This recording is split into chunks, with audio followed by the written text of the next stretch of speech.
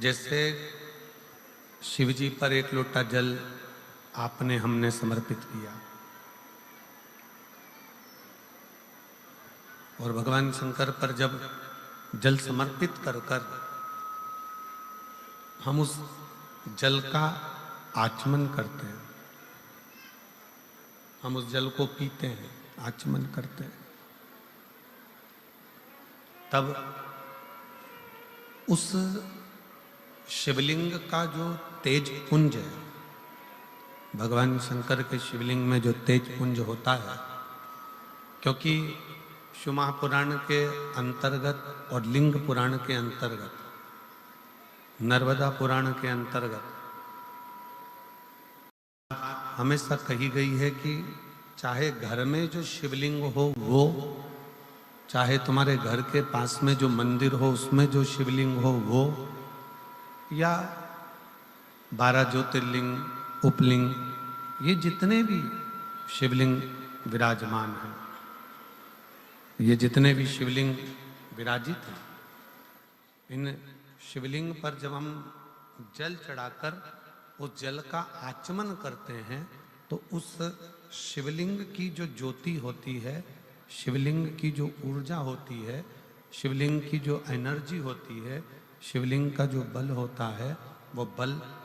हमारे भीतर भी उतरता है और हमारे रोगों को निवारण करता जाता है, हमारे दुखों को निवारण करता जाता है, हमारे कष्टों का निवारण करता जाता है। हमारे दुख,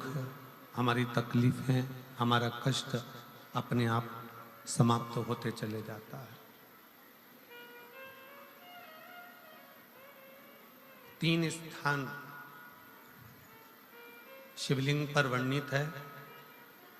कि ये 3 स्थान का जब स्पर्श करते हैं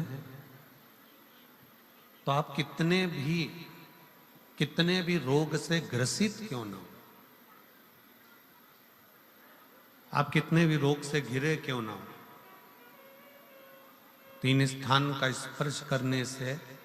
आपको एक अलग से ऊर्जा प्राप्त होती है और आपके शरीर में कितना भी कंपन हो रहा हो, कितनी भी कमजोरी हो रही हो, कितना भी दर्द हो रहा हो, कितना भी कष्ट हो रहा हो, 3 स्थान शिवालय में शिवलिंग के जगह पर बताए गए हैं, उन स्थानों का स्पर्श करने से शरीर में एक ऊर्जा आती है, शरीर में एक बल उत्पन्न होता है, एक ऊर्जा आती है, शरीर के अंतर्गत एक ऊर्जा का संचार होता रहता है। अब उस शिवलिंग को अपन समझें, सभी लोग जरा स्मरण करेंगे। शिवलिंग के अंतर्गत 3 स्थान ऐसे बताए गए हैं जो हमारे को एक बल देते हैं, हमारे भीतर की एक ऊर्जा उत्पन्न करते हैं। हमारे अंदर कितनी भी कमजोरी होगी, अगर आपने वो 3 स्थान पर हाथ का स्पर्श कर कर पंचाक्षर मंत्र नमः शिवाय या षडाक्षर मंत्र ओम नमः शिवाय या श्री शिवाय नमस्तुभ्यम का स्मरण किया है तो वो स्थान का स्पर्श करते ही आपके अंदर एक ऊर्जा, एक एनर्जी, एक बल आपके अंतर्गत आता चले जाएगा, एक ऊर्जा आपके अंतर्गत आती चली जाएगी। 3 स्थान, पहला जो ये जलाधारी बनी हुई है, ये जो गोल जो भाग आता है, जलाधारी में जो भी गोल भाग है वो गोल भाग का हाथ से स्पर्श करना,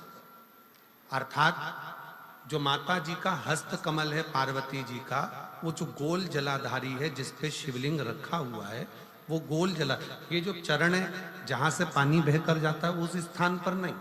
जहां गोल भाग है उस गोल भाग पर अपने सीधे हाथ का स्पर्श करना और श्री शिवाय नमस्तुभ्यम का जाप या पंचाक्षर मंत्र या षडाक्षर मंत्र ओम नमः शिवाय का जाप करना, पहला।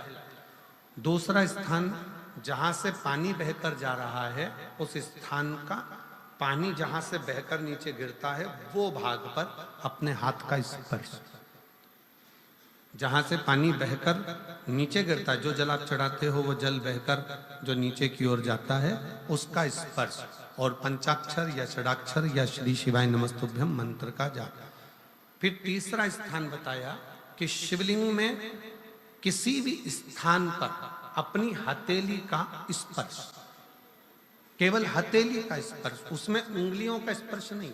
केवल हथेली का स्पर्श, और पंचाक्षर या षडाक्षर या श्री शिवाय नमस्तुभ्यम मंत्र का जाप। ये 3 स्थान ऐसे बताए हैं कि आपके शरीर में अगर बिल्कुल भी इतनी एनर्जी नहीं है कि आप 2 कदम चल सकते हैं, तो शंकर के मंदिर में, शिवालय में जाकर ये 3 स्थान का स्पर्श करिए। मंदिर से जब आप बाहर निकलेंगे तो खुद के बल पर निकलेंगे, कोई आपको उठाने के लिए जरूरत नहीं पड़ेगी। आप स्वयं के बल पर निकल सकते, स्वयं के बल पर आगे बढ़ सकते, स्वयं के बल पर अग्रणी हो सकते, स्वयं के बल पर आप आगे निकल सकते। 3 स्थान हैं जहां व्यक्ति के जीवन के दुख, तकलीफ, रोग, कष्ट अपने आप नष्ट होते चले जाते हैं।